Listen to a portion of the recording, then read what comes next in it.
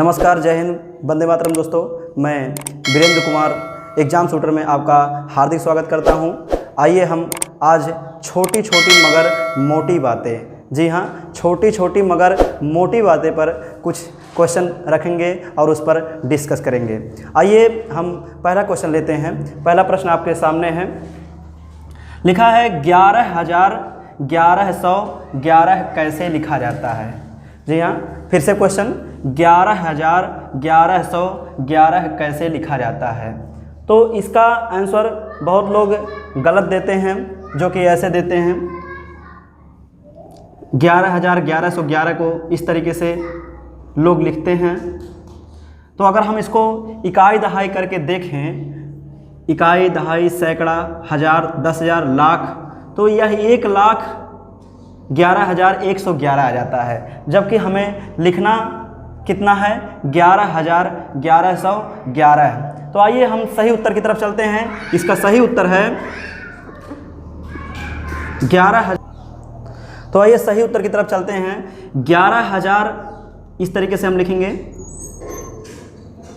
और 1100 कहा है, तो 1100 का मतलब होता है 1,100 और 11 लिखना है।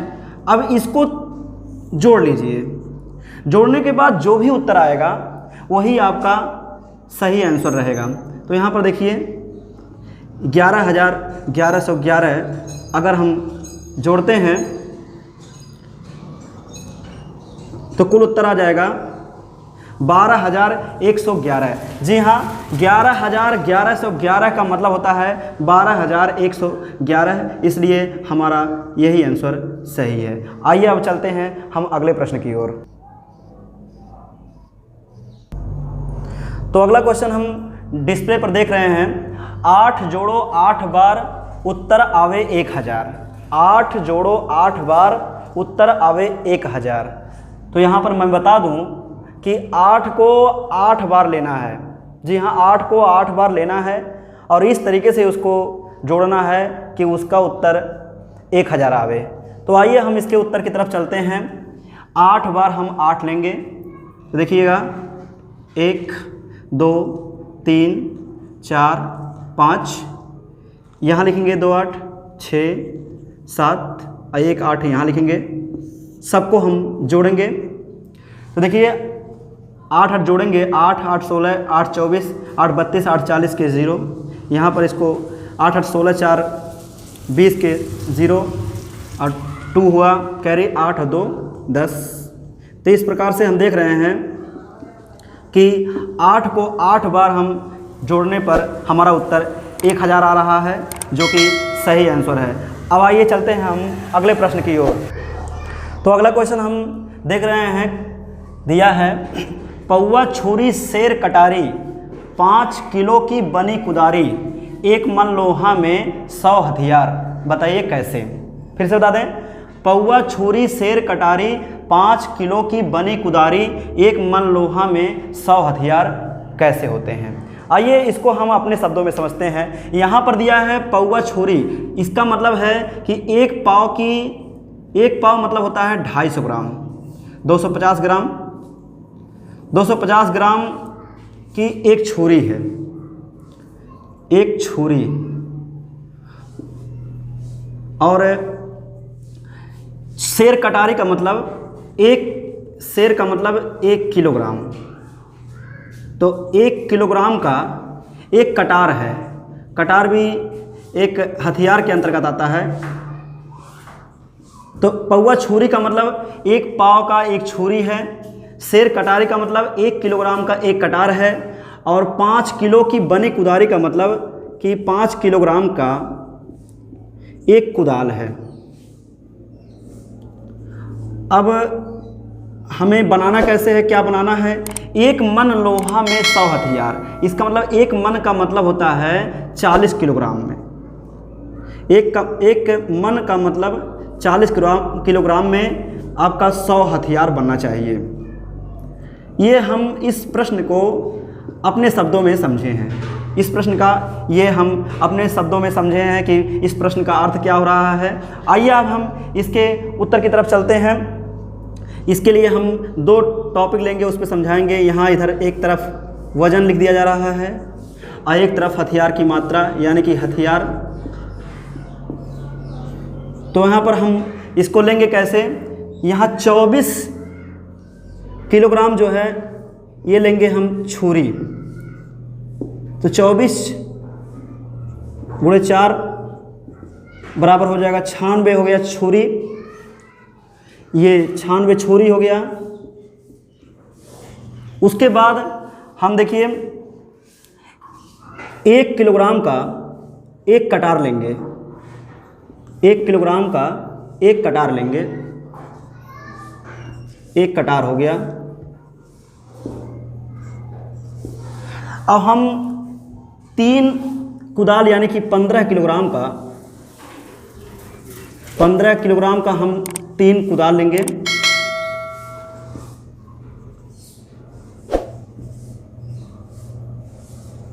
अब हम इसको जोड़ेंगे तो हम देख रहे हैं इधर आप जोड़ेंगे तो 40 किलोग्राम हो जाएगा। अब आपको मैंने बताया कि 40 किलोग्राम मतलब 1 मन, और इधर जोड़ेंगे तो 100 हथियार हो जाएगा।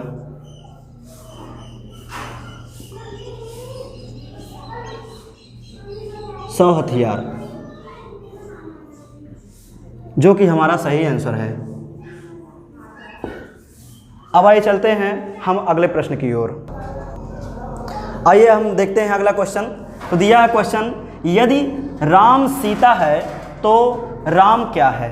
जी हाँ, प्रश्न दिया गया है यदि राम सीता है तो राम क्या है। यह थोड़ा आश्चर्यजनक लग रहा होगा कि ये प्रश्न कैसा है। तो आइए हम इसके उत्तर की तरफ चलते हैं।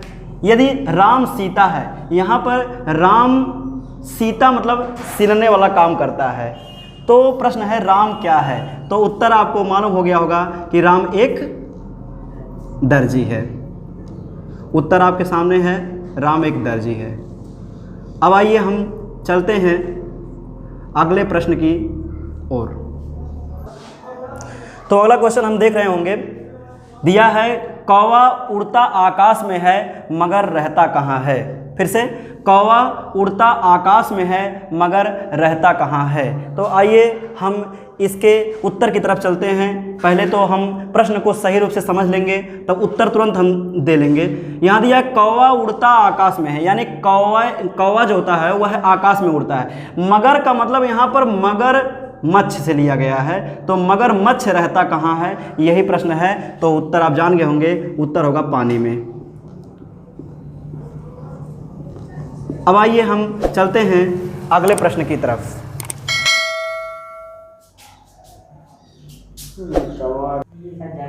तो अगला प्रश्न आप डिस्प्ले पर देख रहे हैं, दिया है दिशाएं कितनी होती हैं।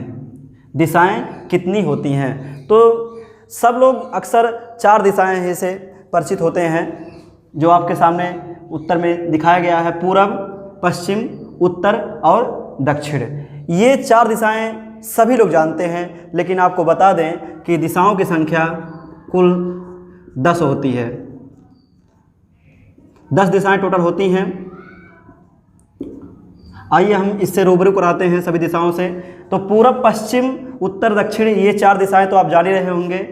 अब इस दिशा को हम देखिए यहाँ से 45 डिग्री के कोण पर यहाँ पर लेते हैं, तो इसका नाम क्या होता है। इसका नाम हम देखिए पूरब उत्तर, चाहे पूरब उत्तर कह दीजिए चाहे उत्तर पूरब कह दीजिए, दोनों बातें एक ही हैं। पूर्व उत्तर 5वीं दिशा हो गई। अब ये देखिए 6वीं दिशा। यहाँ पर उत्तर पश्चिम भी कह सकते हैं इस दिशा को, और पश्चिम उत्तर भी कह सकते हैं। तो हम पश्चिम उत्तर भी कह सकते हैं। पश्चिम उत्तर हो गया, ये 6वीं दिशा हो गई। 7वीं दिशा देखिए, इसको हम पश्चिम दक्षिण भी कह सकते हैं या दक्षिण पश्चिम भी कह सकते हैं। तो पश्चिम दक्षिण, ये 7वीं दिशा हो गई। और ये 8वीं दिशा, इसको हम दक्षिण पूरब भी कह सकते हैं या पूरब दक्षिण भी कह सकते हैं। तो ये हो गया दक्षिण पूरब। तो इस तरीके से 4 दिशाएं पूरब पश्चिम उत्तर दक्षिण, ये हो गया। ये 4 दिशाएं कोने हो गए, 4 4 8, और एक होता है ऊपर दिशा और एक होता है नीचे दिशा। इस प्रकार से दिशाएं कुल 10 होती हैं। अब आइए चलते हैं हम अगले प्रश्न की ओर। अगला प्रश्न हम देख रहे हैं, दिया है गीदड़ अपना मुख किस दिशा में करके चिल्लाता है। गीदड़, जिसे हम सियार भी कहते हैं अपनी भाषा में, वह किस दिशा में अपना मुख करके चिल्लाता है, यही प्रश्न है। तो आइए हम इसका उत्तर जानते हैं। उत्तर जानिएगा, ऊपर की दिशा में। जी हाँ, याद रखिएगा, गीदड़ ऊपर की दिशा में अपना मुख करके चिल्लाता है। आइए अब हम चलते हैं अगले प्रश्न की ओर। अब आइए एक प्रश्न हम लेते हैं, जिसको हम डिस्प्ले पर लिखेंगे नहीं, वो आपके सामने मैं प्रस्तुत कर रहा हूँ। प्रश्न है, एक कार में 104 आदमी बैठाना है। जी हाँ, एक कार में 104 आदमी बैठाना है, तो आप कैसे बैठाओगे? तो आइए हम इसका उत्तर जानते हैं। 100, तो 100 का मतलब है यहाँ पर ये वाला 100, यहाँ पर 1 लाश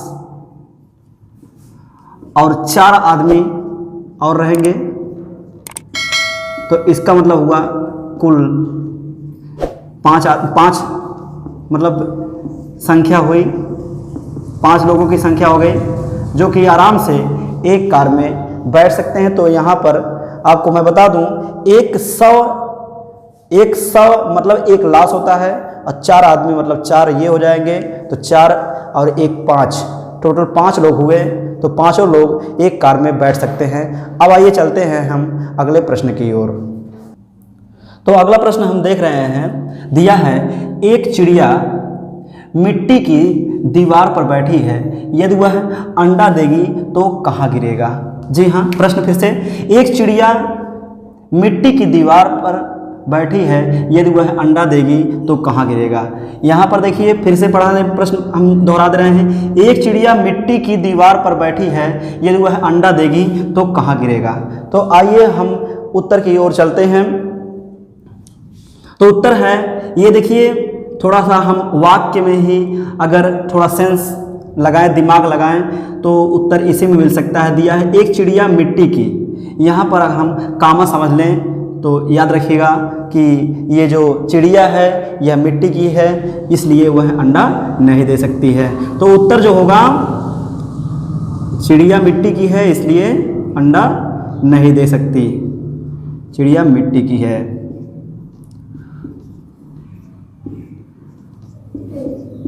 इसलिए वह अंडा नहीं दे सकती।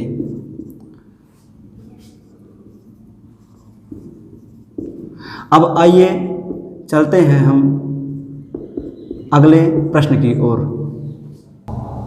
तो अगला प्रश्न हम देख रहे हैं, दिया है, यदि आपके पास मोमबत्ती, लालटेन तथा दीपक है तो सबसे पहले आप क्या जलाओगे?